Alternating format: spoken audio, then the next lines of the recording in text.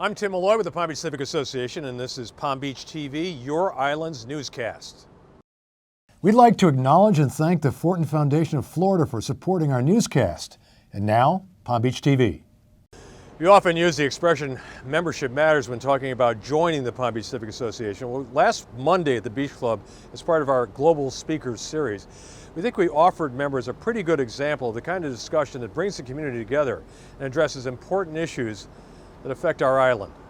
The guest speaker was Oscar Schofield, a renowned oceanographer and a leading expert on global warming and how it affects our sea levels. Having just returned from his 40th trip to Antarctica, Dr. Schofield, who is a professor at Rutgers, showed us footage from a recent expedition and the dramatic ice melt that he says is raising sea levels worldwide and is directly affecting Florida. When ice collapses in Antarctica, it's what raises sea level up here in the northern hemisphere. When the Greenland ice sheet, if it collapses, it raises sea level in the southern hemisphere.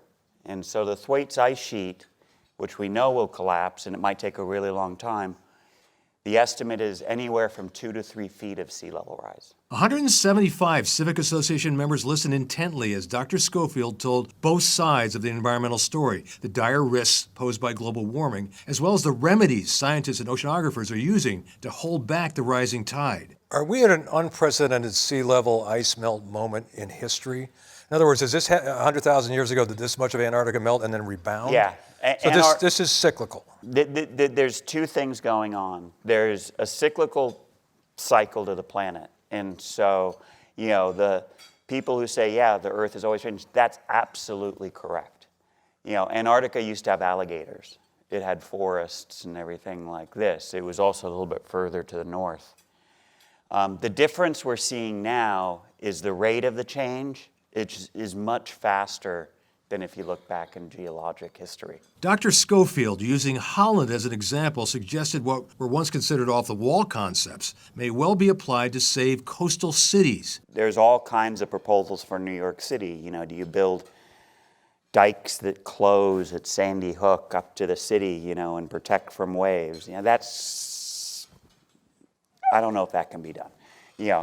But how water responds and how it has a place to move and this or that, I think there'll be a lot of that kind of work going on. It is all about the warming of ocean waters. That makes hurricanes stronger and more frequent. And the Rutgers team, we learned, are using robotics to provide coastal residents more precise, advanced warning. What's happened in the last decade in the United States is ocean technology's undergone a revolution with robotics, drones, satellites, and models. And that's why we can now make much better forecasts. Our members, part and full-time residents of an island, had a lot of questions, all fielded with a measure of concern and in some cases optimism on the part of Dr. Schofield. But this is not the time for the status quo, said Dr. Schofield. The clock is ticking and he is seeing it firsthand. There was 60-degree temperatures in Antarctica a few weeks ago. That was when I was steaming home. I was south of the polar circle, which is very, very cold generally. Atmosphere is very dry because it's so cold. And we were having pouring rain for about a month down there. And you've never seen that before? I've never seen that in all the years down there. South of where I was, there's an ice sheet called the Thwaites ice sheet. And there was a New York Times article that they found 3-degree water underneath the ice sheet.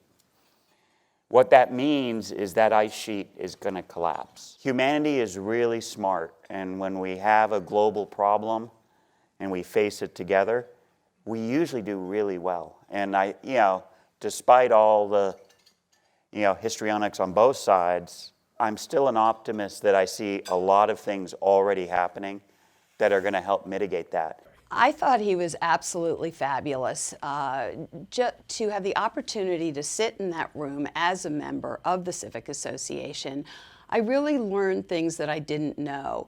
We have so many different people that, as I mentioned, that are members that have such a wide background and so much knowledge. Just engaging with some of these folks at our social events and other events, especially the member-only events, really makes a difference. That was the third of 4 events in our Global Speakers Series. On March the 17th, the Civic Association is happy to host noted financier and part-time resident Ken Griffin. As a benefit of membership, those at the supporting benefactor $2,500 level and above are invited to attend. It'll be another highly informative and well-attended luncheon. Reservations are required. Please call our office.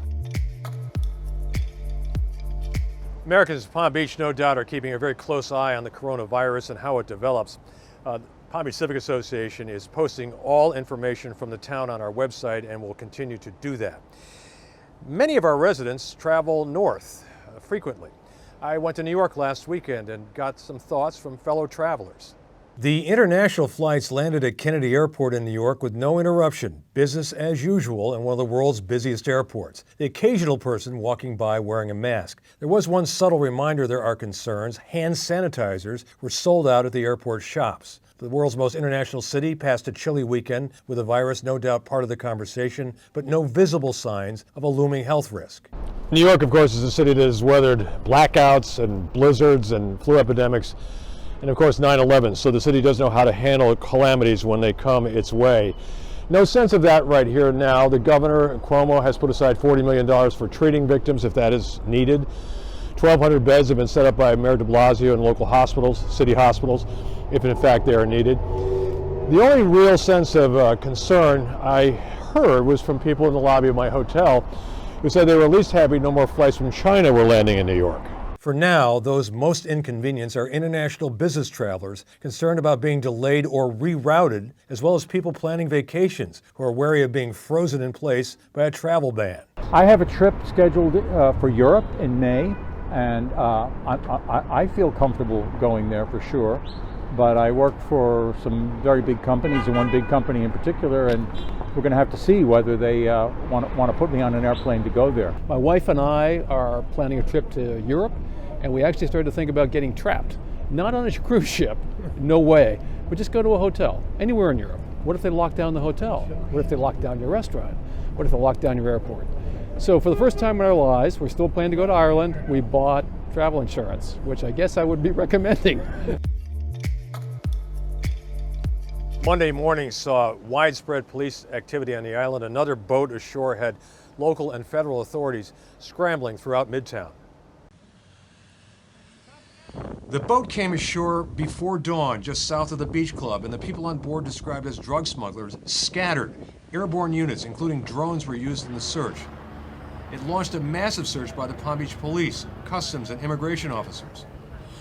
Simultaneous to the widening search for suspects off the boat, residents reported and police heard a gunshot near Bradley Place. That launched a frantic search for a gunman that police assumed was involved in the landing. It was not the case. The chaotic scene played out this way. 2 separate events going on simultaneously. This morning we had a boat landing that's an apparent drug smuggling operation. That's an ongoing investigation right now. We're working with our federal partners, Border Patrol and Customs. Simultaneously, while we're investigating that, we have a report of shots fired over here on Bradley, where it's not related to this apparent drug smuggling, and the community is safe. The helicopter's up still looking for immigrants. They're still looking for, we have one person that we're still looking for right now. So we have a perimeter set up, ongoing investigation, still trying to find one more person involved in that drug smuggling operation, not related to the shooting. 4 men and 1 woman were arrested. At first, law enforcement suspected the boat was carrying would-be immigrants making a desperate dash to the shore. That was the case in 2 recent landings within a half-mile of the beach club. But this was different. Palm Beach police tell us there was a substantial amount of marijuana on the boat. Special guests at our aforementioned Global Speakers Series on the environment and sea level rise were local students. My colleague and reporter Wendy Rutledge talks to us about what they got out of it. One by one, middle school-age students from 3 schools popular among Palm Beach families filed into place at their special table. The students came to hear Dr. Oscar Schofield speak on some issues they care a lot about: climate change, its impact on hurricanes, sea level rise and flooding, to name a few. Do you think there's been more flooding since involved with climate change? Like in England, I saw that there's towns flooded and stuff.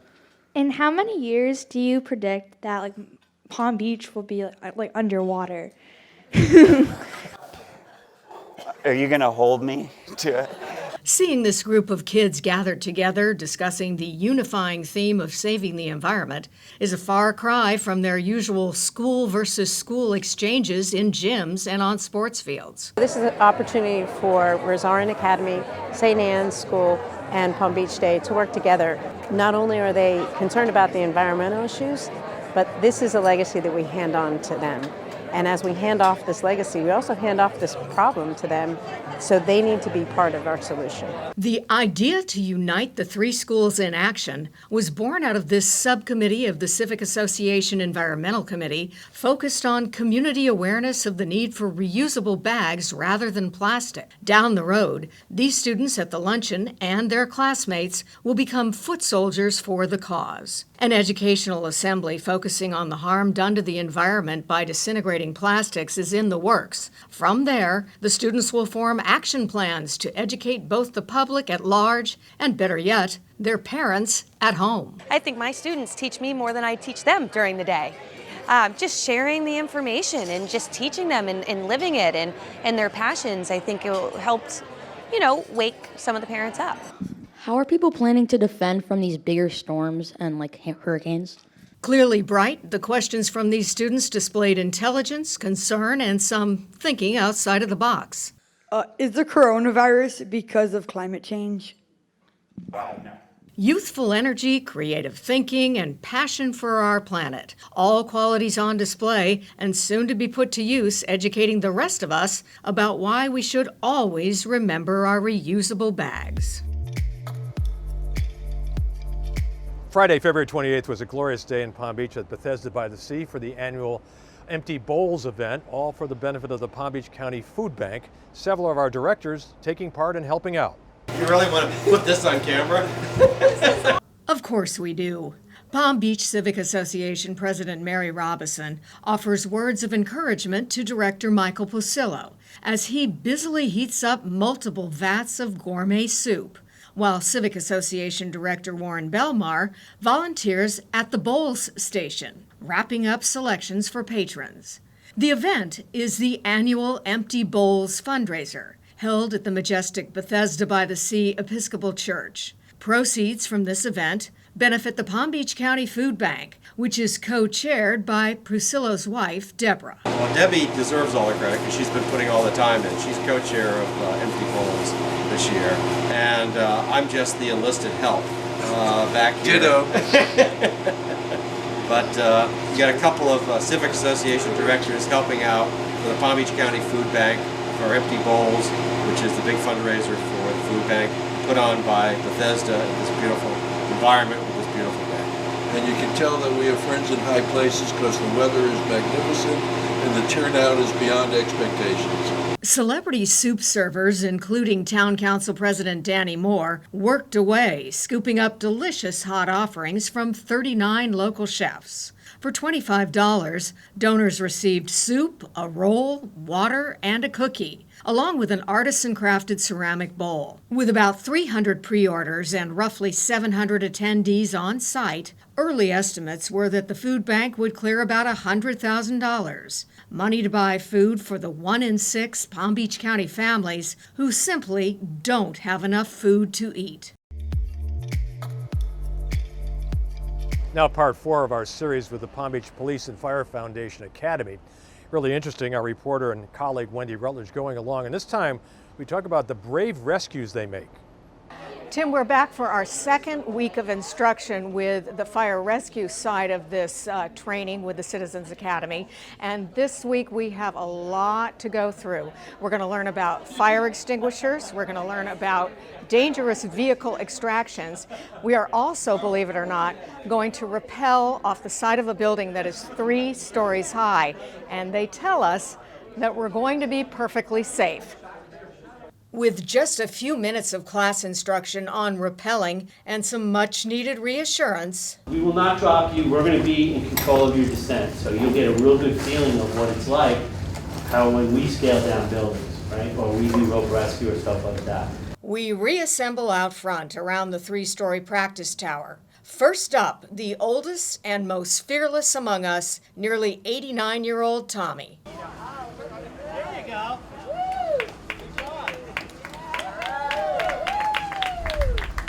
Tommy received a rousing round of applause and basically broke the ice for the rest of us. Once students are fitted into the harness, then it's a 3-story trek up the stairs to the window, where another instructor helped us gingerly maneuver one leg, then the other, over the ledge. At this point, I'll admit my heart is pounding, but when the guys on the ropes tighten up the slack, it really becomes just a gentle ride down, bouncing a little off the side of the building as you descend. Piece of cake, thanks to the fire rescue experts involved. Next up, the jaws of life. Employing what amount to mega power tools, the fire rescue crew uses the spreader to pry open a door. Then the cutter to remove whole chunks of car to create access to trapped passengers. We witnessed the cutting out and removal of the windshield for front seat access.